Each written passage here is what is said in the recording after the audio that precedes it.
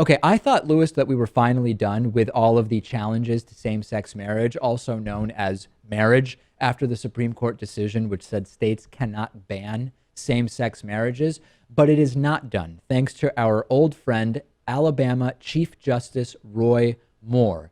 As a reminder, this is the same Roy Moore who feared war over gay marriage, who likened the gay marriage ruling by the Supreme Court to the Nazis. This is the same Roy Moore who said that the First Amendment only protects Christians. And this is the same Roy Moore who ordered probate judges to defy the Alabama ruling earlier in 2015, which said, oh, banning same-sex marriage is unconstitutional. And now Roy Moore has come out and said that the ban on same-sex marriages that he issued earlier in 2015 supersedes the Supreme Court decision later in 2015. He issued another warning to probate judges saying, you have ministerial duty not to issue any marriage license contrary to Alabama state law and its constitution, basically saying the ban he put in place in early 2015 is the law of the land, regardless of what the Supreme Court ultimately decided.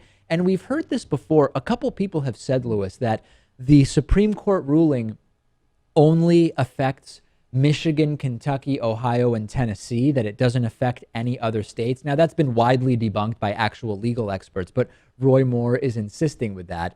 And then he says that's just what it is. Now, of course, the Southern Poverty Law Center and people who have a connection to the real world say, no, that's absolutely not the case. The federal ruling, the Supreme Court ruling, is the law of the land, and that's absolutely what it is. And if the probate judges follow what Roy Moore says, they could actually be held in contempt. This is still an active story. I thought that we would be done with this by now. I don't think so. I think until Roy Moore leaves his seat or dies, right, we're going to be hearing from him.